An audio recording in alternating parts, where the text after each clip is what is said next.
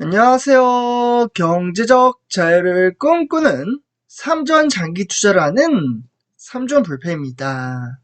삼전 불패 가족 여러분, 주말 일요일, 오늘 하루 행복하고 즐거운 시간 잘 보내셨나요? 오늘은 이제 주말 일요일, 날씨가 전국구마다 뭐 좀 이제 편차는 있겠지만, 일단 제가 사는 지역에는 비가 상당히 좀 많이 내렸습니다. 저는 개인적으로 이제 제가 이전에서도 이제 우리 삼중부패 가족분들에게 말씀을 드렸다시피, 저는 주말에, 그러니까 어디 나가지 않는 날에는 비 오는 날씨를 상당히 좋아합니다.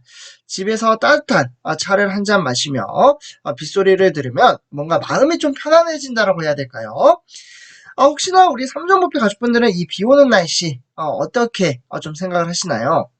아마 뭐 좀 사람마다 이제 생각의 편차는 제각기 다를 거라고 생각이 듭니다. 그래서 일단 이에 따라 오늘도 주말 일요일 장기 투자에 따르는 마인드 가치, 과연 장기 투자라는 것은 어떠한 걸 의미하며 우리는 어떠한 마음가짐을 가지고 주식 투자를 이행해 가야 할지 한번 살펴보도록 하겠습니다.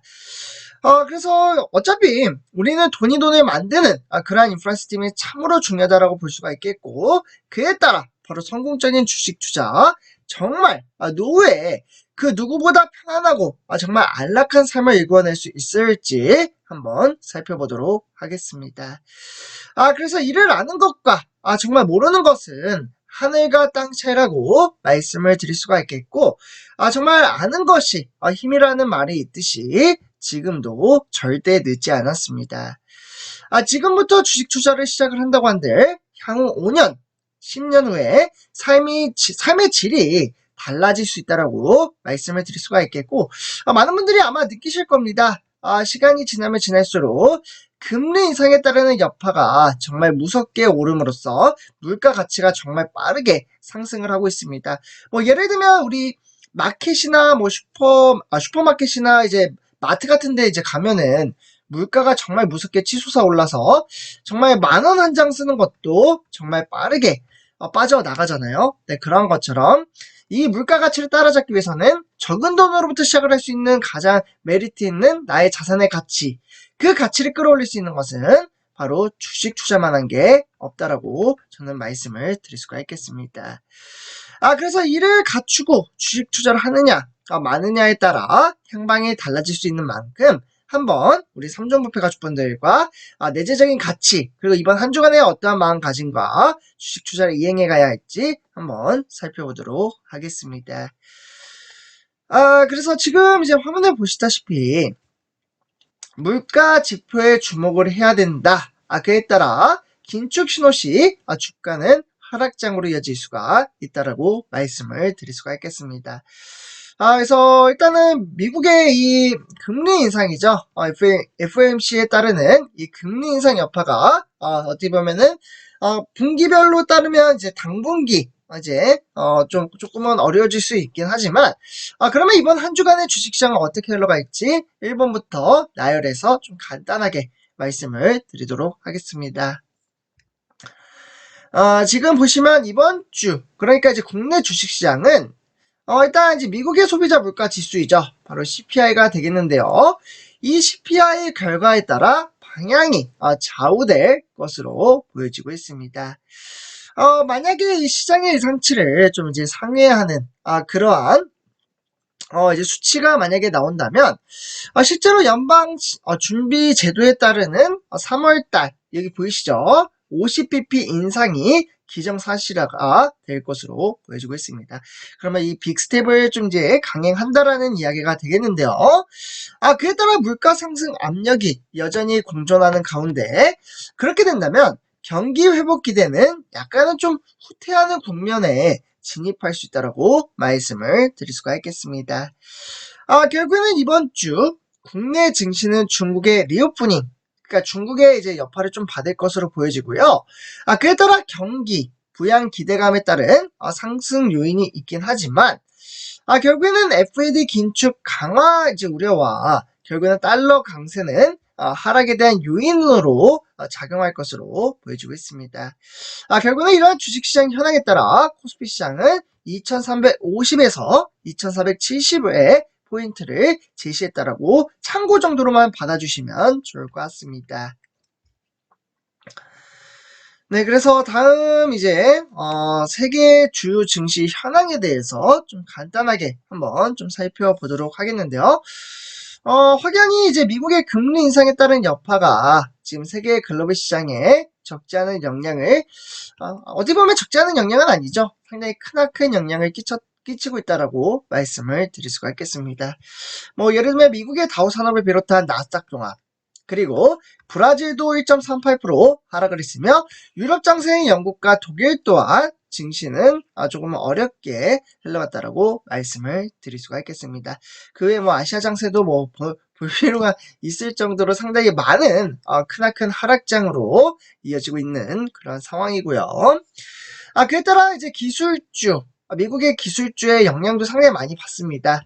증시 또한 역시나 점점점 이제 약간은 불안한 장세에 따라 상승을 하는 듯 싶더니 다시금 하락장으로 이어지고 있으며, 그에 따라 구성 종목은 뭐 인텔 한 종목만 상승을 했으며 그 외 나머지 종목들은 어려운 주식시장의 현황으로 이끌어갔다라고 말씀을 드릴 수가 있겠습니다. 그래서 이런 부분 참고하시면 좋을 것 같고요. 네, 그래서 이번 한 주간의 주식시장, 삼성전자는 59,500원에 대략적으로 1% 정도 하락을 했으며, 역시나 상승을 하는 듯 하다가 다시금 하락장으로 이어지고 있는 그러한 장세의 모습을 보여주고 있습니다. 그래서 이에 따라서 59,500원.